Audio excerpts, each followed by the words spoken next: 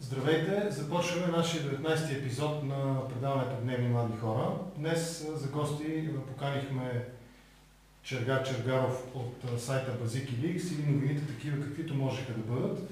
По негова молба той няма да е с лице пред камерата, ще запази своята анонимност, ще гледаме неговия чуден фас в гръб с качулка. Другия гост е така наречения Желю от сайта Не новините. Благодаря ви, че приехте поканата да дойдете на нашето предаване. Аз веднага ще започна с сериозните въпроси. Аз и моя колега Константин Павлов, с който работим заедно по няколко проекта и пишем блогове, сме известни проводници на антибългарската кампания в България. И вие ли сте от антибългарската кампания в България? Кое ви кара да пишете тия неща, които предизвикват скандали, вирусообразно се разпространяват в интернет, предизвиквайки и разпространявайки новини, антиновини по-скоро? Кой първи ще започне? Мисля, че антибългарска кампания е доста трудно да се каже, защото абсолютно всяко нещо, което направиш за някого, предизвика скандал веднага. Тоест, има винаги някой, който ще се усъмни в нещо, че е нередно или че някой стои зад него и има някакви тъмни помисли. Има други хора, които винаги ще намерят да харесат нещо, дори най-абсурдното, като Big Brother или нещо такова. В смисъл, има хора, които са на двете крайности като цяло в страната и това доста често може един човек, колкото и безобиден да е той, както аз възприемам себе си, да бъде помислен за вреден по някакъв начин. Аз казвам това нещо с голяма доза ирония. Тогава какъв е твой отговор на въпроса? Защо работиш по тази група от сайтове, които имаш, но най-открояваш се поне за мен? Защото, честно казвам, най-много ми доставя удоволствие. Като напишеш някакъв текст, защото всеки текст го почваш на ново, с абсолютно нова идея и докато се получи до края 5-6 абзаца, които са ми дължината на текстовете, това ти доставя удоволствие да видиш нещо, което си създал сам, нещо, което си го измислил сам и никой друг не ти го е казал и си го създал просто. Аз забравих да ги представя. Желю, псевдонима Желю, автора, учи журналистика, а пък Чергар по-скоро се представя като инженер в това предаване, в което участвал. Отзад напред, защо пишеш твоя сайт на новините и чувстваш се като проводник на антибългарската кампания в България? Невероятно. Невероятно, антибългарска кампания няма. Антибългарска кампания е много такова едно крайно понятие. По-скоро аз, понеже съм почитател на Левски, бих казал, той има едно изречение, да си кажем кривиците и да вървим напред, ако сме хора. Нали? От тази гледна точка. Нали? Казвам кривиците по един малко по-нетрадиционен начин. Като каза за Левски, аз изпълням твоето предсмъртно писмо на Апостола. Беше много сериозно анализирано, бяха направени исторически, литературни анализи, дори беше вкарано в политическия контекст, нали, предизборната кампания. Как ще коментираш това лековерно отношение на политици, на историци, на филолози? Доста хора обичат да парадират, че са патриоти и с имена най-вече. Те знаят имена, но идеите, които стоят зад имената, на тях не са им известни. Надали някой от видните патриоти е чел писмата на Васил Левски. Аз силно се съмнявам. Но те ползват образа. И затова са лесна мишена, за да се покаже това, че по този начин се виждат.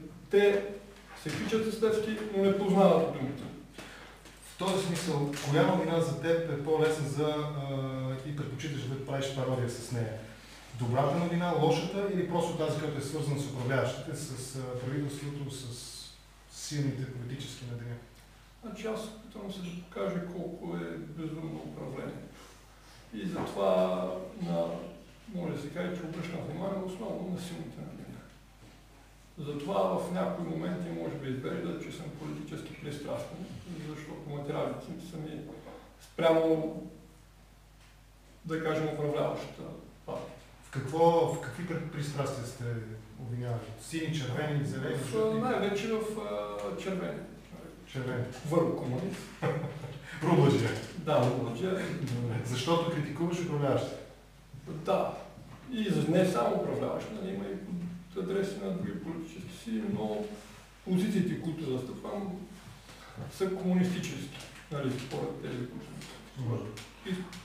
За теб, коя новина става за пародиране? Добрата, лошата или просто тази, която е свързана? Няма никакво значение, има много често пъти, когато добрата новина също може да те предразположи да направиш такава асоциация. Всеки път, като правиш някаква пародия на нещо, трябва да започнеш от нулата. И много хора, примерно, ми казват, сега това, примерно, Яна Янев и Марешки, напиши нещо за тях. Такова, и аз казвам, че това е много... Те са сами, истината е по-абсурдна. Тогава, когато истината е по-абсурдна и сама е смешна, ти трудно може да измислиш нещо, да допълниш, да го направиш още по-смешно. И затова, може би, някои неща са доста трудни да го измислиш и то зависи винаги как ти е състоянието на ума в конкретния случай. Но като цяло гледам да дори в политическо естество да мога да, като се усмивам едните, като има повод по някакъв начин да усмея и другите. Тоест гледам да има... То не е толкова честно, колкото да кажа, че като има повод, всеки може да мине под така наречената секира. Вие и двамата създавате, ние с колегите, като мислихме въпросите, нали, за какво да говорим днес, създавате, условно казано, алтернативна реалност, но за съжаление тази реалност е изключително много прилича на истинската. Не ви се струва, че това, което пишете и двамата и правите, всъщност на практика отразява абсолютно точно реалността, в която живеем. До някъде е така. И в някои случаи аз лично се стремя и да преувеличавам неща. Нарочно, за да се види докъде може да се стигне. Факт е, че се вярва на тези преувеличения. Казва, че хората смятат, че наистина може да се стигне. За теб смятат, че идеята на сатирата горе-долу като цяло да се основе по някакъв начин на реалните неща, да ги разкраси, да ги маскира малко и по този начин да се получи някакъв ефект. При мен ефектът гледам да е повече хумористичен, не толкова да бъде, нали, като някакъв сериозен прочит на нещата. Но въпреки, че такава ми е целта, се получава често и да бъде някакъв вид анализ на събитията. Тоест, или оценка по-скоро, не точно анализ.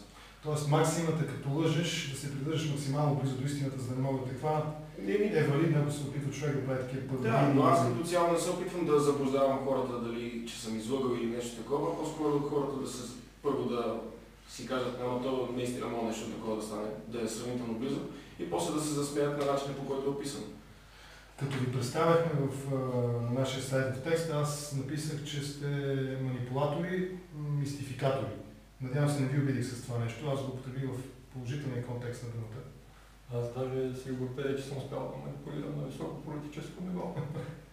Аз в принцип смятам, че всеки текст е манипулация, независимо защото той предизвиква по някакъв начин емоция или по-скоро апатия в България. Много често предизвиква текстовете апатия и хората подминават всеки ден някакви събития, които реално в други обстановки биха били доста по-значими. Като стана дума за актуалните събития, значи аз няма да кажа, че това, което вие пишете, са лъжи. Това е по-скоро за мен, нали, някакъв творчески процес, в който вие пародирате, представяте сюрреалистично, аз се потребих тази думичка на действителността, в която живеем. Но въпреки това в България в момента има няколко фантастично звучащи новини и ще ви помоля да ги коментирате. Премиера се извинява много, нали, с наследството от миналото тройната коалиция, но в момента има една друга тройна коалиция, депутати от БСП, ГЕРБ и ДПС, които избраха тази коалиция, с редакторите, с колегите, които редактирахме днешното предаване, я нарекохме коалицията Марковска. Как ще го коментирате това нещо? Съдия Венета, мила ми Венето, аз обичам да се обръщам към нея така. Венета Марковска. Тази тройна коалиция, нова. Това не е нищо ново в политическия живот. Когато става въпрос за интереси, политиците винаги се разделят. Намират начин да се разберат помежду си зад кулисите. Това скандала е просто един театър пред обществото. Че те са различни на различно мнение. Според мен е на едно по-високо ниво. Те общуват много. Имат се договорки, кой докъде, как може да се простре. И всичко си има някаква цена, някой я плаща, кой какво ще получи и останалото е просто един фарс. Твоето интервю, какво би казала за теб Марковска в твое интервю с нея?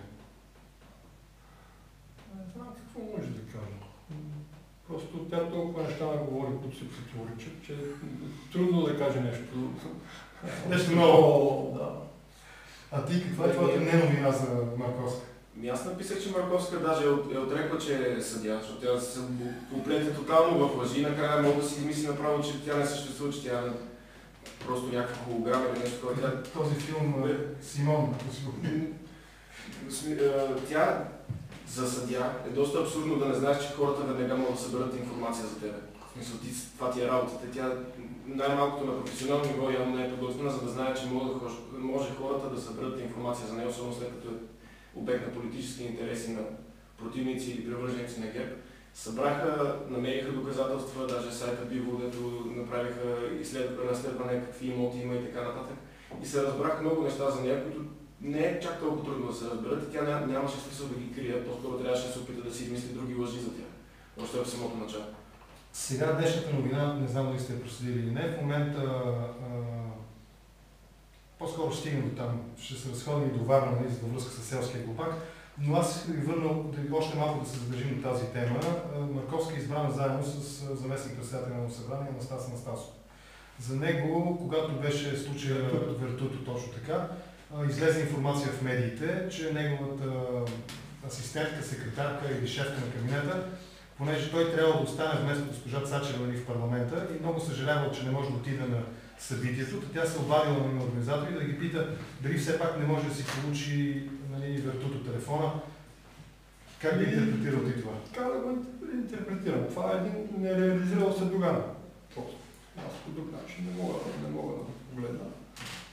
Как може човек да се вълнува от нещо толкова малко от един телефон, докато управлява цялата държава, участва в управлението. Какъв съдия ще бъде? А ти? Нормално ли? Нека да вкараме разговор в тази посока. В моите скромни разбирания, Конституционният съд трябва да има членове, които са най-малкото на първо място безупречни в морално отношение. Подобна схема, при която, моля ви се, в смисъл, аз не мога да дойда на това, което сте ми го задали или да ми го дадете. Това тук може би трябва да отворим една скоба, защото аз не познавам, като цяло не познавам съдиите и нямам идея дали в България просто изобщо има такива хора, които да са наистина достойни и да не може да се намери за тях нещо абсурдно и нелепо, както за жената, която не познава никой, освен че му носи документите или нещо такова. В смисъл, за Марковска имаше информация, за този има, за който излезе в публичното пространство, предполагам, че веднага се намерят някакви неща за него. Това може би е най-тъжното в случая.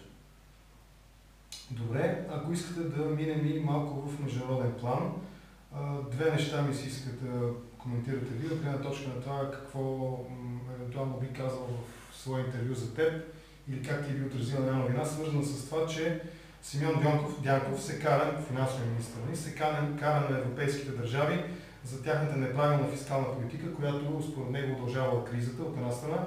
От друга страна Борисов се скара малко на държавите, които само искали пари от Германия. Помним и закани, че някой щеше да пляска руснаците и така нататък. Как биха разговаряли с теб, примерно двамата? Дянков, Борисов, биха ли ти казали нещо интересно? Какво да ми кажат Дянков и Борисов? Само някакви повърхностни неща, които са предназначени за широката публика, за хората, които нямат време. Те говорят така, че да възпроизведат възможно най-голямо впечатление върху телевизионните зрители, мигновено, което впечатление се запаметява, остава на съзнателно ниво, като нещо смелост, като някакъв вид правилна реакция, но хората в следващия момент се залети от следващата новина и не се замислят реално в дълбочина върху същността на изказването. Това изказване няма за цел сериозните политически среди, тези изказвания имат за цел масата, която гледа телевизия. Добре, аз все пак не мога да направя паралел между, примерно, твоето интервю с гръцкия премиер, който предизвика голям скандал. Външният министър искаше обяснение от... Да, от кабинета на Попандреева. Да, точно така, мисля, че през гръцкото посолство в София, за нещо, което беше фикция, беше измислица. В същото време обаче български министри, премиер и министър, ще напляскаме тия, ще се спускаваме на ние, ще издърпаме ушите на не знам кой. Значи това е изключителна некомпетентност за хора, които претендират да са политици. Те не могат да боравят с информацията. Те действат първосигнално. Нямат, просто не знам какъв е екипа. Екипа им трябва да бъде уволнен веднага при един такъв гаф. Защото те по този начин могат да бъдат манипулирани жестоко и отвън. Може да се пусне някаква новина отвън, която да касае сигурността на България или нещо друго и те да реагират първосигнално. Те не си проверяват източниците. Това е ужасно за такова високо ниво, такава некомпетентност. Някаква новина има ли в това? Аз бих се поинтересувал каква е реакцията на тези изказвания на Борисов и на Дянков, защото не съм чул днеска тези неща. И ми е интересно дали има някаква реакция от тях, защото помним как Европейската комисия ни заплаши с мониторингов доклад и те веднага казаха, че това е някакъв човек, който е стъжан там едва ли не, си ги измислят тия неща и се шегува с... Тоест те като има някаква истина, те я отхвърлят за такава, обаче като има нещо написано в някой сайт, веднага е истина за тях. И веднага се шашкат. Има една друга истина, която те се опитаха да прикрият. Имаше преди време среща на еврокомисар Нели Круз с български представители на българските медии, на която се изнесе най-общо казано, беше дискутирана нивото на свободата на медиите и прозрачността на собствената. И тогава Ирен Кръстева каза, че нещо, което се прочете в интернет. Че iPad-ите пречат. Да, то трае 15 минути, го помниш и просто го забравяш, ако го прочетеш във вестника за винаги. Това е човека, който притежава 80% от вестниците у нас, примерно. Което като чете iPad не може да помни. Да, не може да запомни от iPad. В резултат на тази среща еврокомисар Круз изпрати едно писмо на премиера, което най-така общо преразказано пристига в България в средата на октомври, а вижда бял свят в края на октомври с около 2 седмици закъснение и грубо пресметнато. И общото впечатление е, че кабинета на премиера се опитал да скрие това писмо, за да не стане ясно. В смисъл, като малкото дете, като направи деля и се опитва под масата да скрие щупената чаша, примерно. Каква е новината в това? Не знам, това наистина е точно като си изкараш едно супълче и си искаш да го сложиш под масата, да не види никой, че имаш супъл в ръката, което представлява това писмо на Круз. И аз съм смутен от факта, че тя с едно писмо отговаря, което като цяло винаги потъва. Може да има такава теория, че каквато е новина да излезе, колкото и да скандално, до 2 седмици живее и след това всички я забравят. И после само си я припомняте така на някакъв юбилей. Така че дали излязло по-рано или по-късно, мисля, че ефектът ще бъде един и същи. Те по-скоро си карат пореден такъв тип автогруп с бавната реакция. Сега ще сменим ролите. Аз ставам Чергар, ти ставаш премиера Борисов. Господин Борисов, защо скрихте писмото от еврокомисар Круз? Защото Нели Круз не е официално лице в парламента. Това не е официално писмо и няма нищо общо с реалността. Добре, но вие обвинявате тройната коалиция, че в чекмеджетата на властта има толкова много договори, скрити с анекси към тях за милиони левове. В смисъл, това писмо не е ли по същия начин скрито за по-натам? Това писмо... Те чекмеджетата са за това да се крият писмата. Това писмо се някъде трябва да го сложим. Благодаря, господин премиер. Да преминем нататък, да се върнем към вътрешната сигурност да разгледаме.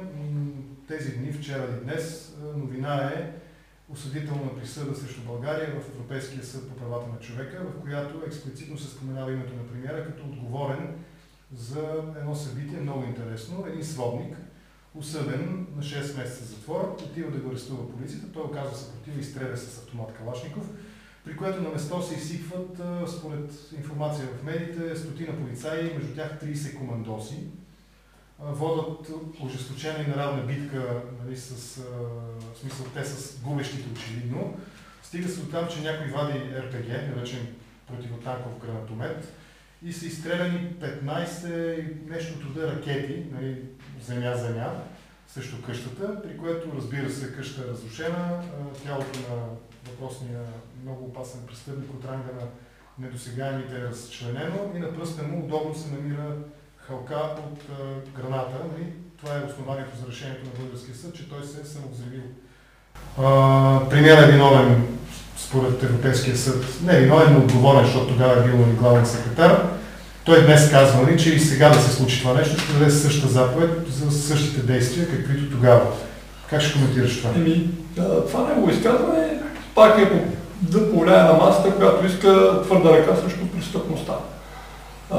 Въпросното действие обаче, нали, има една информация много малка, вчера успях да намеря в мрежата, публикува публикация във вестник, в която този, който е разпитвал там близки, познати свидетели на случилото се, пише в своята статия, че съседите на въпросното лице, което е убито, са казали, че са го убили, защото той е бил свидетел на разпространение на наркотици, в които били замесени много влиятелни личности.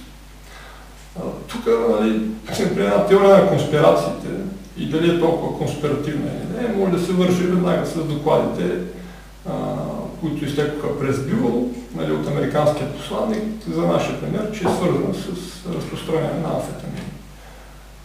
Ето, че и Борисов се оказва по същото време ръководител на тази спецакция. Нали, предполагам, че в света съществуват много такива различни вещества, с които може да бъде, нали, опоен, нали, от разстояние, нали, специални гранати с сълзотворен газ и други такива средства, които могат много по-безобиден начин да бъде просто лице хванато и живо. Да. Самото лице е било, доколкото разбрах там в информацията, че е силно наплашено, значи нещо като във филма Теория на конспирацията в Мел Гибсън. Той си е направил къща с някакви взривове, вътре с капани. Това се разбира в последствие идва услужливо, ако не ме лъжа паметта, брат или някакъв сродник, роднина на залостилия се вътре, който казва, когато не се появява премиера като главен секретар, казва, че къщата ни е толкова силно минирана и тогава се налага, доколкото аз проследих информацията ми в медиите, заради тези показания се налага въпросния обстрел. Това е изключително, нали, пак смешно от една точка на всякаква тактика и стратегия на водене на такива действия, при положение, че той е сам в къща и не заплашва никой друг. Няма как да заплаши. Те ще кажат, че е стрелял на Калашников. Но аз съм според Борисов той носи, той е имал даже заложници днес. Това му беше оправдание. Днес, че са би имали полицаи за заложници, това беше считано от Борисов, като същевременно в делото в Страсбург няма никаква дума за заложници. Тоест, тук имаме пак разминаване на версиите между Борисов и Страсбург, но смятаме, че Страсбург, нали, не съществуващ град, беше юрисдикция. Какъв беше? Неофициален. Неофициален град. Не съществува този град, измислен. Аз искам да питам нещо друго в тази посока. Значи, признавам тази версия сега научавам от теб, нали, за това, че бил свидетел по трафик на наркотици, но има един друг интересен случай, при който главният свидетел, воден от двама командоси, мисля, с белезници, успява да ги излъжи, че отива да се изпишка, нали, въпреки че с белезници си вади от тайник пистолета и се прострелва по някакъв много специфичен начин на главата. Това е свидетеля по делото за убийство в Перник, точно така. И пак версия предназначена за широката маса. Който при положение, че се казва, че нашите варианти са добре обучени, да се допусне такова нещо, е доста смешно. Нали? Трябва да са взели тогава бивши мутри за балет. А ти, не е ли прекалено филмово това нещо? Аз наистина, четейки днес решението, ровейки в интернет за повече информация за случая, наистина мен прилича на, примерно, на Непобедимите 3, какъв беше този? Ние наистина живеем много добре режисиран филм, в който всеки има по една изключително абсурдна, точно съшита с бели си версия за всичко наредно, което се случва.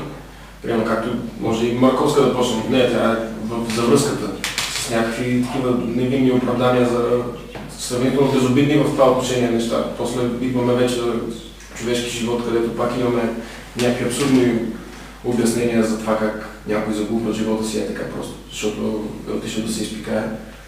Но не знам, винаги има възможност да се вмъкне теория на конспирацията, винаги има възможност да има някакво по-логично обяснение, което да включва просто некомпетентност, което със сигурност тук не липсва. Но отново тъпото е, че не се знае истина. Продължаваме на тема вътрешен ред и сигурност. Калинка Пенчева. Това е дамата, която нарече Боян Максимов Боз, го нарече селски глупак, самотен хулиган и така нататък. Два са моите въпроси, които ще ви помоля да коментирате. Първият въпрос е много удобно като че ли става. Всеки един човек, който стане популярен с това, че по някакъв начин е изобличил властта, моментално му се лепва някакъв етикет. Този е наркоман, този е наркодилър, онзи е не знам какъв. И като че ли с това нещо се опитват и силовите структури, а и властта като цяло се опитват да омаловажи позицията и да ерозира, да компрометира доверието, което евентуално хората биха имали в него. Макар че в случая с Боян Максимов, той е издържал своята присъда и поне според моите не-юридически познания, той не би трябвало да има някакъв негатив от това в сегашния си живот, без да е доказано да е престъпник. Значи в всяка една държава в съвременния свят има страшно много закони. Надали някой ги знае всичките закони, дали самите съдии, адвокати и други са разпределени по сектори, така да го кажа. Да има някакъв човек, който да не е престъпно някога някакъв закон, аз се съмнявам, че съществува. Аз не познавам законите. Нали, повечето хора не знаят законите. Те трябва да учиш право, за да се запознаеш до някаква степен с тях и пак няма да успееш с всичките закони, които съществуват. Ежедневно не знам колко изменения се приемат и така нататък. Да си с течение с всичките закони и да ги спазваш, това е невъзможно. В този смисъл всички сме престъпници. И това е много удобно за управляващите. Винаги може да ти кажат, ти си престъпник по тази и по тази. Не, ти си хулиган, дебен хулиган, едър хулиган и всякакъв хулиган. Просто законите са записани за хората, за тълпата, за да могат да бъдат виновни, ако нещо решат да протестират.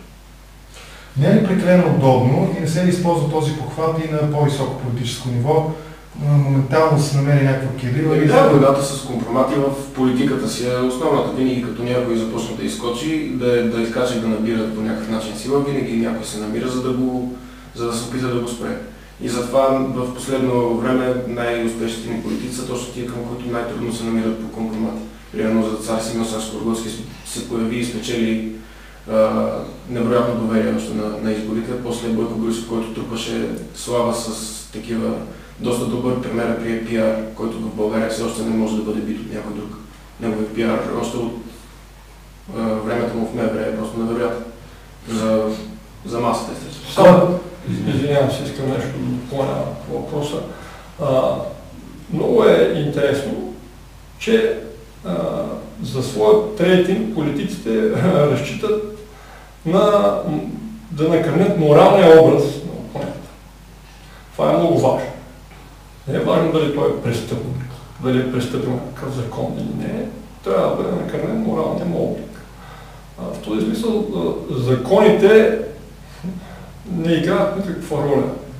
Самите политици разбират, че хората се водят от своите вътрешни чувства. Нали? Повечето знаят 10 Божи заповеди и до там са законите.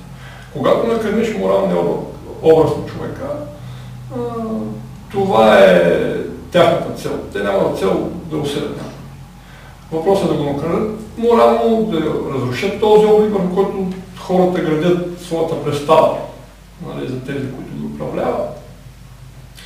И после да кажат, на законите не позволяват, законите. Това винаги има вратичка в законите, т.е. морала е по-силен от законите. Закона не играе, закона е просто да смачка малко. Като стана дума за морал, ще направя отклонение и после ще се върнем, за да приключим темата за МВР. Успяхте ли да гледате, аз се впечатлих, признавам, от тази заключителна реч или по-скоро встъпителна, може би, реч при втория си мандат. Президент Обама даде тази сутрин. Успях да го изгледам това нещо и ми направи впечатление как той обясни за своя опонент Мит Ромни. Каза, ми водихме, ако правилно се спомням думичката на английски, жестока битка с него, но тази битка беше за всички вас, импровизиран по памет, и за целия американски народ и така нататък. Някой коментира при мен, че не е ли по-добре, може би беше ти това нещо, доразви тезата си, ако беше ти това, да започнем да внасяме, както футболисти нали внасяме, да почнем да внасяме политици. така или иначе, като внесеш двама-трима такива скъпи чужденци в първенството, започват да играят малко по-нормално, другите започват да им завиждат и да се опитат да се докажат. Така че ако внесем поне малко политическа класа по някакъв начин отвън, ще бъде много добре. И за сега нямаме шанс да внесем такава класа. Както пак ще дам пример с Акто Вологодски, който дойде тук, който беше усмиван по всякакъв начин, защото не може да върже 2-3 думи пред камерите и така нататък. Но този човек, за разлика от останалите ни политици, като отиде в чужбина и там хората го знаят и като им се приказва на 5-6 езика от техните, и хората го приемат по съвсем друг начин. Поне дипломатически за облика на България той беше може би най-успешният политик в последните години. Докато защото има точно тази класа. И понеже ние нямаме политици в момента, които да имат каквато и да е класа, всеки по един или друг начин е селския глупак. Но истинския селски глупак, който се опитва да спечели доверие или симпатии за себе си, като маскари другия, но не като направи нещо собствено. И имаме един друг, който пък само се бие за това как е открил поредните 15 см тротуар някъде. И така нататък, но това пък и другата класа на древния човек, малката душичка. Като стана дума за 15 см тротуар, яде ли с асфалта? Естествено, че се яде след като по асфалта идват всичките храни и така нататък. В смисъл, инфраструктурата е доста полезно да има и трябва, но както брат Пулев каза онзи ден на премиера в едно спортно предаване и премиера го гледаше като тележелезница, че не става само с пътища и трябва много повече. Хубаво е да се правят неща. Наистина, каквото се прави, ако се прави качествено, наистина трябва да се признае, че има някакъв проблем в инфраструктурно отношение, но има много неща, които са на ниско ниво и трябва да се вземат предвид. И това беше интересно как премиерът седя и един човек, който работи да бъде удрен в главата. Единственият, който успя в очите му в ефира да му каже нещата. Работи да бъде удрен в главата. Да, това беше работата на програма. И той единствено успя да каже истината в очите на премиера. Без злобна критика, която много хора имат, защото са недоволни и виждат, казват, не сядете само с факт, така нататък. Казват, да, вие правите нещо, обаче трябва още много. И тогава премиера не може да каже, да, ама ние тук сме построили, пък предните нищо не са направили, защото той казва, да, вие сте го направили, обаче не мога да се прибереш от чужбина с медал и в България да някакво дадеш. Тоест, той беше показал доста по-обективна критика беше направена на Борисов, от който е в негово присъствие. Преди да затворим темата за МВР, ще подсетя нашите зрители, че могат да задават въпроси в чата на предаването. Имаме лайв чат в момента онлайн. Колегите в студиото, в апаратната ще ми предадат въпросите, така че задавайте въпроси. Обратно на темата за една от многото калинки на ГЕРБ, Калинка Пенчева, дамата със селския глупак, оказа се, че след уволнението си тя най-вероятно ще стане шеф на общинската сигурност във Варна. Мисля, че това ще е най-несигурната община в България, може би. Не знам, аз го гледах изказването и беше публикувано след като тя беше обвинила BTV, че манипулират нейното изказване. Беше пуснато в сайта им, цялото не е изрязано. И жената си беше съвсем откровена в критиката си към него и го коментираше, все едно е седнала в някакъв неформален разговор да говори за него и да го думва. Сякаш не е включена. Което е... Деси Ризова се седи пред нея с микрофон. Да, което за човек, който трябва да е пиар, да работи с медиите, беше може би най-пократителното възможно нещо, което може да направи тя. Тя няколко пъти се спря да говори, защото не може да си събере мислите. Имам предвид, не е ли пак в контекста на сюрреализма, който вие двамата така изграждате, рисувате в блоговете си, не е ли малко сюрреалистично истината? На практика тя не променя своята работа, тя е уволнена и отива на друга... Аз не знам за човек, който наистина приеме уволнен, той мисля, че дисциплинарно трябва да е уволнена, който е уволнен дисциплинарно и след няколко дни в тази икономическа обстановка може да си намери място като шеф някъде. И то в служба сигурност. И то пак в общинска служба. Аз не се очудвам от това, даже го очаквах. Вчера се очудя, ако не беше назначена някъде на същото ниво, това мисля, че се случва сигурно. Това е нещо като нормално. Няма как по друг начин те да работят. Това е техния начин. Как според теб тя би обяснила в едно интервю за твоя блог, би обяснила това преназначаване? Ще кажа, че ние сме селски глупаци и няма нужда да обясняваме. Добре, да продължим нататък във вътрешно-политически план. Коалицията Янев-Марешки, писал ли си нещо за нея ти? Не съм писал, както каза колегата, тя е достатъчно смешна. Кое е по-подходящо? Ярешки или ям? Да съм... Как? Ярешки или ям? Може би по-скоро е Ярешки, защото той е всеки човек, който би имал по някакъв начин доверие към това нещо, едно просто яре. И оня ден се прибрах в нас, имаше една такава бележка в почтата за аптека Марешки и пише: закона не ни позволява да рекламираме, но вие елате в нашата аптека, за да проверите на място колко са ни ниски цените. Така беше написано. Така че това може би е показателно за какъв морал в момента да се прегръща на едно място. Като знаем за човека, който уволни Бойко Борисов. И сега в момента може би му играе ролята на столче. Айде да кажеш някои думи за гупите, тези линки. Да, гупите могат да защо. Защо е лесно? Защо? Защото политическата ни класа, както вече казах, само се отваря устата. Тя не произвежда нищо, кой знае какво. Ако произведе нещо, то единствено се отаява някъде и трябва да мине на слънче, за да я изчисти. Тоест, ако заменим 240 души с 240 групи, ще бъде първо по-евтино. Второ, ще бъде много интересно, защото по някое време те ще почнат да имат деца, малки рибки, ще може поне дечицата да гледат аквариума и да му тракат и да се радват, защото за сега парламент е много скучно място дори за децата. И мисля, че наистина могат да се заменят до голяма степен политиците ни съседи.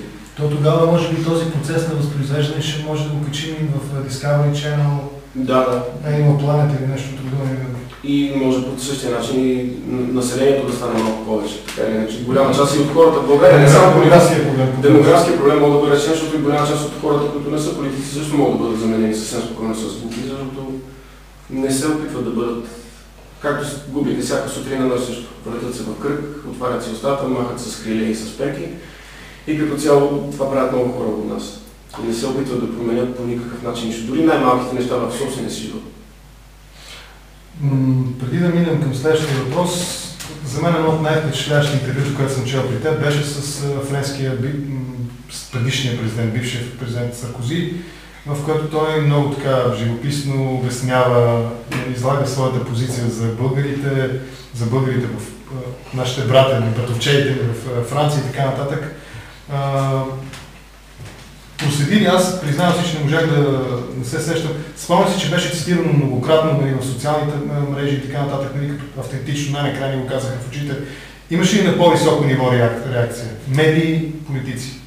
Аз не видях на по-високо ниво реакция, но беше разпространено в интернет. Сега дали е излизало в вестници, дали се е коментирало по телевизиите, не съм видял. Специално за него не съм видял. А кой е твой любим удар, ще го кажа, десятката с интервю, който най-много го оценяваш най-високо? Кой е?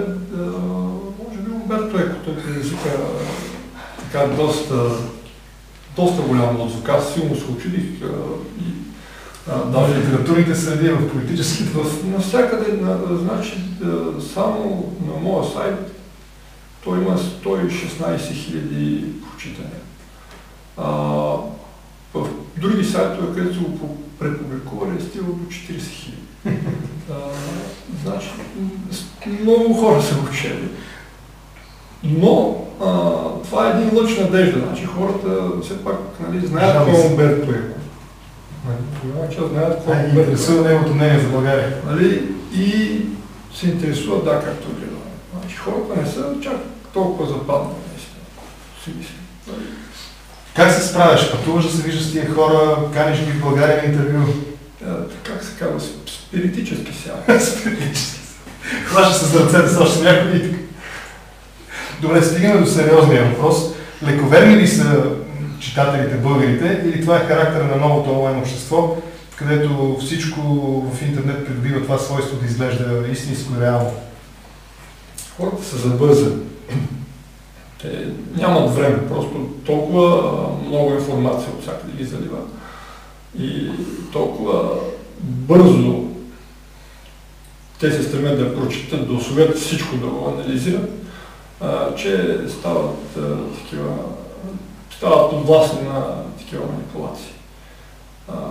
И затова това е добър тест за тях, когато последствие разберат колко лесно могат да бъдат подведени. Другия въпрос е, как някоя лъжа се представя за истина или някоя истина се представя за лъжа и колко е трудно да бъдат различени нещата, кое е истина, кое е лъжа, когато се казва, че лъжата е истина, а истината е лъжа.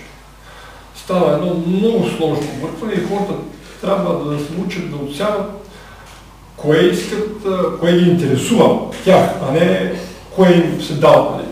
Те трябва сами да станат, да търсят информацията, а да позволяват информацията да ги забира. Те трябва да бъдат активни.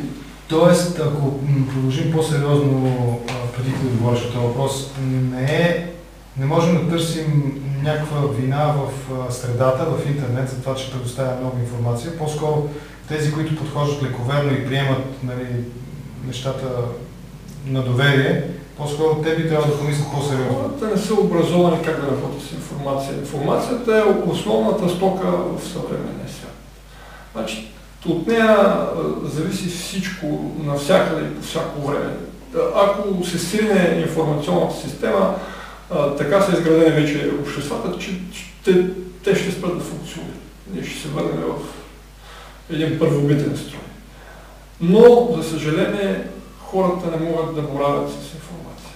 Включително и на много високо ниво. Нали, в смисъл политици управляващи. Не могат да боравят с информация. А тя е основата, която движи съвременното общество и да занапред ще става все по-важно. А ти, в смисъл, аз правя разлика все пак, но той по-скоро представя нещата да изглеждат напълно реални, докато ти открито и откровено ги иронизираш. Аз съм Айде, довършим на въпроса. Да, лековерно и са според теб потребителите на интернет, читателите, българите като цяло, може ли да виним, това ли са характеристиките на новото онлайн общество, където всичко изглежда прекалено истинско? Това е някакъв многопластов вариант, но има наистина хора, които наистина ги мързи да мислят. После има хората, които не искат да прочитат цялата информация, гледат заглавието. Заглавието много често не разкрива абсолютно всичко и веднага коментират, представят си го, шерват си го по стените и така нататък, само защото са видели заглавието. Те не се интересуват какво има, особено ако се видят по-дълъг текст, те се фрустрират. Затова аз гледам да ми напиша 4, 5, 6 абзаца и още в първото изречение да стане ясно, че това не би трябвало да бъде, ако си средно интелигентен, не би трябвало да го възприемеш за истина. Но дори и тогава пак има хора, които се засягат от някаква информация, която примерно е ученици ще им спрат ваканцията и така нататък за някаква абсурдна причина, защото не се справят с квадратни уравнения, примерно тогава едни ученици на 12 години не могат да очакваме те, като видят нещо в интернет, да не го помислят за истина. Но много често и възрастни хора, които са на по 40-50 години, които би трябвало да имат опит в живота, да знаят, че не е всичко истина. И те често се подвеждат по това нещо. Така че има хора, които получават поне от сайтове като моя и неговия някакъв ценен урок, че като се изложат веднъж, че приемат нещо за истина и някой им напише на това измислица, те започват вече по-натам да подхождат малко по-критично към информацията, която получават.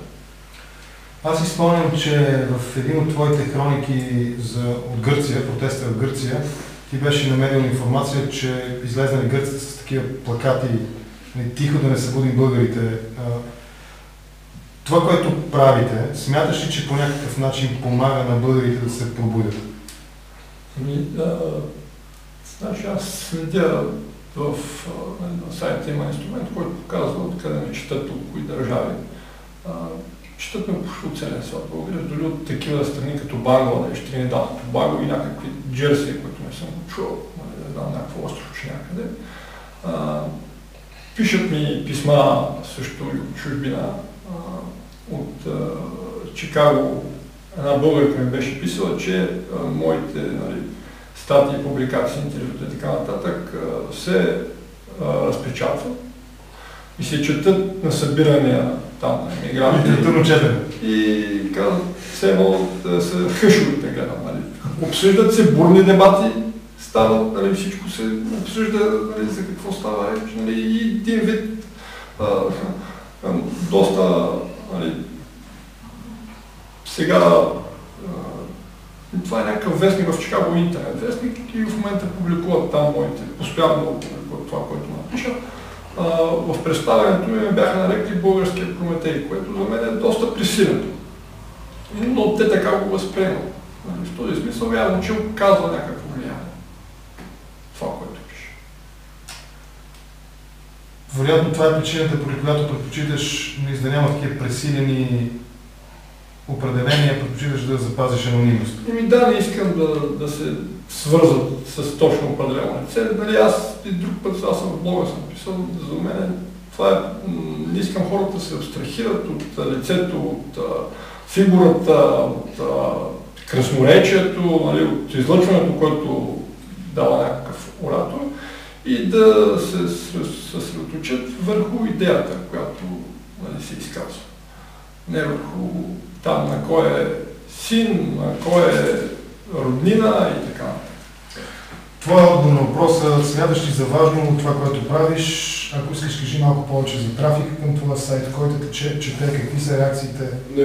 Чете се средно между 2-3 хиляди човека влиза, доста по-скромно е, но гледам всеки ден да има по нещо на различни, абсолютно различни теми. Не е задължително да са политически или обществени, може да са технологии, за наука, за каквото ми хрумне. И затова се надявам с текстовете си, като има хора, които ги четат редовно и хора, които от време на време влизат, по някакъв начин да провокират някаква емоция и някаква реакция. Ако провокираш мислене от няколко, това е за мен достатъчна награда, поне на този етап. И се надявам, като хората видят неща, които не могат да видят по другаде, това да отключи и от тяхното въображение нови идеи. Това е основното в критичния поглед на нещата. Не смятам, че примерно мога да се възприема като будител или нещо такова. Със сигурност не бих се нагървал аз да казвам какво да се случи с страната и така нататък, защото аз, например, нямам никакви наблюдения, аз съм на 22 и не мога да кажа на хората това е правилно, това не е правилно, но мога да кажа това не изглежда добре, това не изглежда наред. Това е много лесно може да се пародизира от един 22 годишен човек, представете си какво означава, ако го вземете на сериозна идея. Добре, все пак за хора, които следят, нали, внимателно и проверяват източниците си, е ясна и очевидна разликата, макар че, нали, много трудно да се направи в последно време, нали, между вашите сайтове и истинските новини. Но какво ще правите, ако всъщност това, което вие пишете, нали, вашите новини и интервюта, станат истинските новини? Няма ли да останете без работа? Надявам се да не станат истинските новини. Затова ги пишем, да не станат истински. Аз мисля, че винаги ще може да намерим начин как да ги доукрасим нещата, колкото и абсурдни да станат. Въпреки че смятам, че има някакъв закономерен природен лимит на абсурдността, която може да се получи. И в България сме доста близо до него, но като цяло няма как да остане без работа. Не винаги може да измислим нещо. Аз имам любимо събитие за тази седмица, поне до днес е сряда и до средата на седмицата. Какво пропускаме? Нека да обхванем миналата седмица. Какво пропуснахме в този разговор? Има нещо, което аз забравих да обсъдим. Примерно за мен беше любима тема Цветанов, нали, обсъдихме го това нещо, Цветанов и неговите, нали, той е истински, не е истински, това писмо е... То се включи, тук абсурдното е, че се включи опозицията да му подглася. Румен Петков също беше казал, че това надали е някакво истинско изказване, не е на говорителя на комисията. Сега не знам дали той също беше оставил под съмнение, че говорителя на комисията е човек, който работи там или просто е някой в скайп написал си нещо и го е пратил на някой приятел. Но и Румен Петков се включи в критиката, как комисията едва ли не ни тормози. Значи, две неща пропускам. Едното е за френските командоси. О, да! Кажи за тях. Успя да ги интервюираш? Аз написах официалната версия на министра на отбраната на Франция. Получи го от него?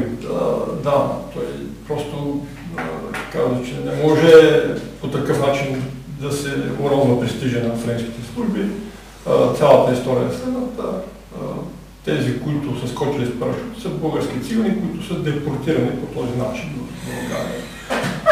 Тук ги чакат от посолството, за да помогнат за интегрирането. Обаче нашите служби разбират за това, изпращат екип на мястото от 3 човека. Циганите съответно успяват да избягат, защото те много успяват така да се справят. Двамата, които избягат, са нашите роми и остават те от посолството, които нашите служби успяват да лъжат. Понеже стана дума за роми, смяташ ли, че Атака, ВМРО е редно да имат някаква официална позиция по случая? Атака и ВМРО, това са такива отвратителни организации в този вид, в който изглежда. тук е във връзката с другото събитие, което пропуснахме, Доган, неговото изказване по повод гласуването в Кърджали. Значи тези организации работят за деградирането на България. Значи ние се връщаме към едни отношения, които трябваше да сме загърбили отдавна. Ами Атака, ВМРО, ДПС, какви са тези етнически противопоставяния? Как може Атака да се кичи с образа на Левски, ВМРО, нали, някакви революционери, не знам какви, как се, нали, сигурно в момента ВМРО пак означава вътрешна революционна организация. Нали, как можем още да допускаме да бъдем манипулирани на етническа основа, да се противопоставяме хора, всеки има семейство. Дали е турчин, дали е циганин, дали е някакъв друг. А работата в тази посока е унищожителна за България. Значи, би било добре, ако тези организации намерят общ език и направят коалиция, това ще бъде и нещо наистина страхотно, което ако може да се случи. Те трябва да работят не за да се сблъскват, те трябва да работят за да могат да търсят обединение. Тогава аз мога да нарека, че тези организации имат някакъв смисъл. Илевски е казал, ние турци, цигани, българи ще работим... Смъртното писмо или... Не, това си в негово писмо, че ще бъдат подчинени на закони. Предполагам, че ни подават въпроси от интернет.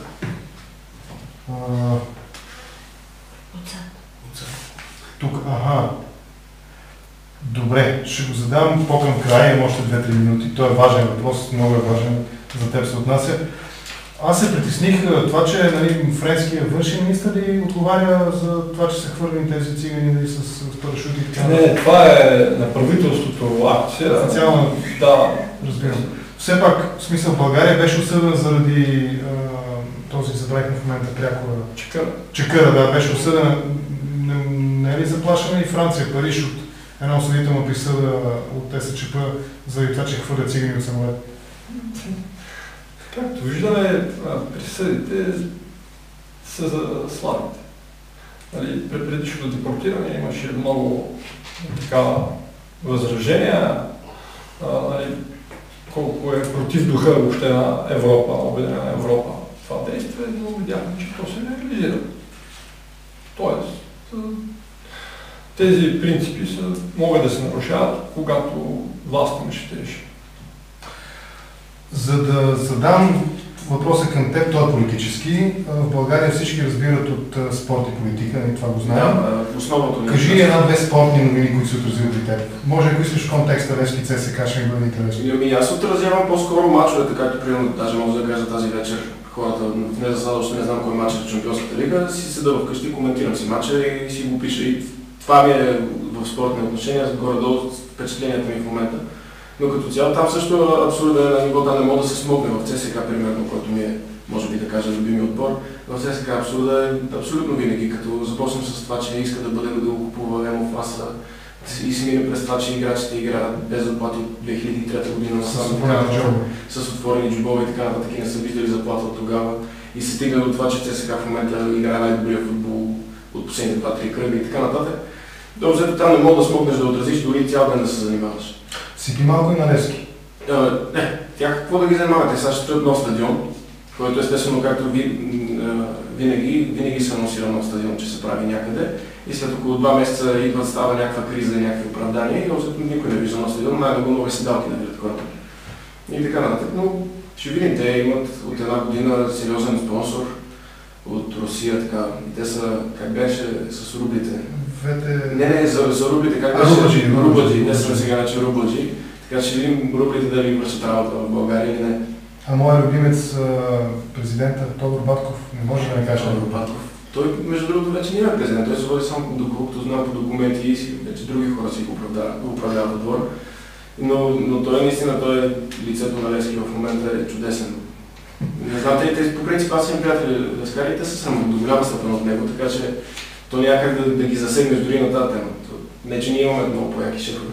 Драги зрители, виждате, че Желю разбира и от спорт, не само от политика. Въпросът към теб е кога ще се кандидатираш за президент?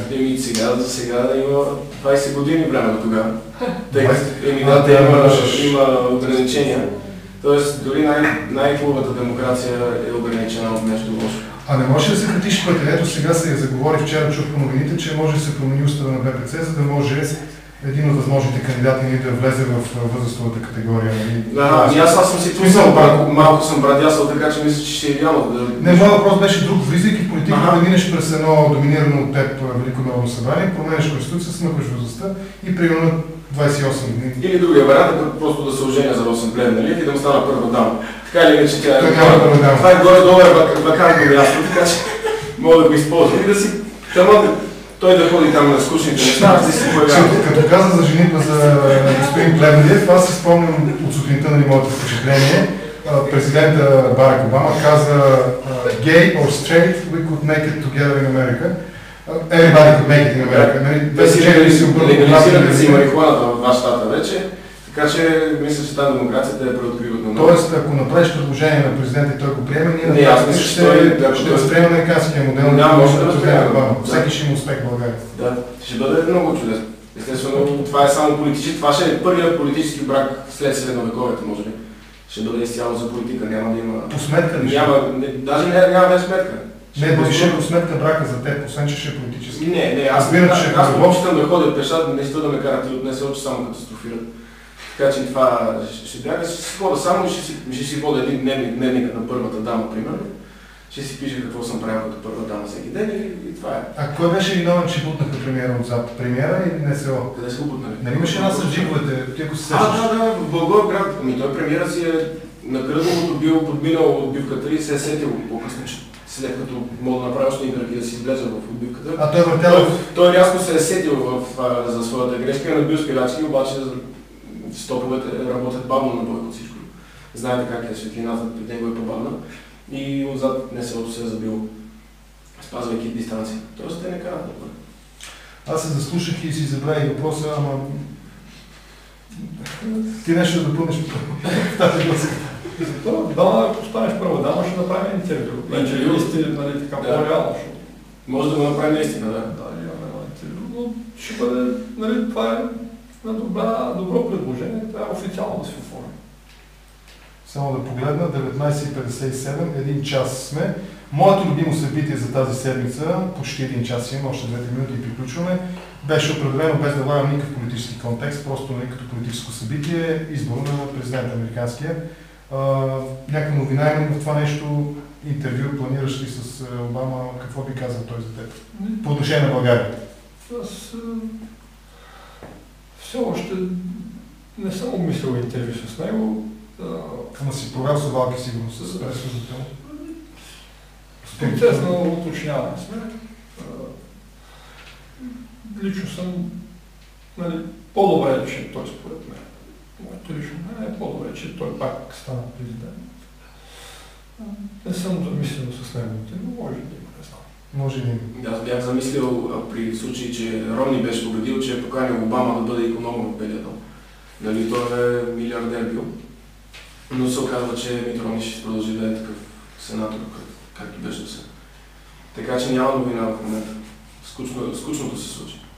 Тук нали ще пише въпроси в чата има ли? Има ли чата? Не знам. Може би трябва да си измислим един чат сега.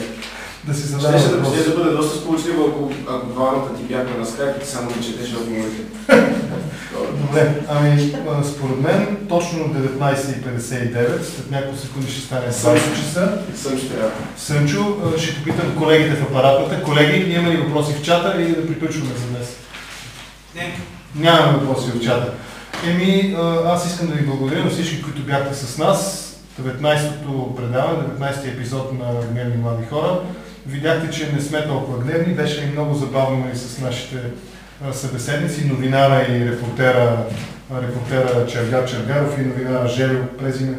Няма Презиме. Трябва да се като бразилец. Ще гласуваме за Желю след няколко години, като се кандидатира за президент. Не запомних сценария. Първа дама или президент през Велико народно събрание последни? По-скоро първа дама, да имам повече свободно време да гледам мачове. Ще наблегнеш на туалетите. Да, с шапки ще бъда, с шапки.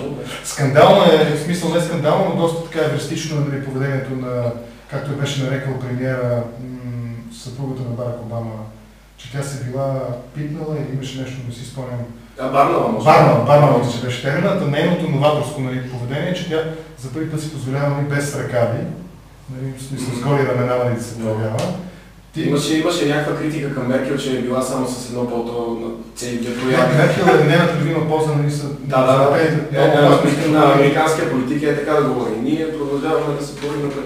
Имат си такова, но за Меркел имаше критика, че на 2 или 3 прояви се появила с едно и също пълто и си представям как жената са се трогнала и тръгнала да обикаля моловете в Берлин, за да се барне. Консерватор с пола под коляно и с перна или либерален с под над сандали с чорапи до колене.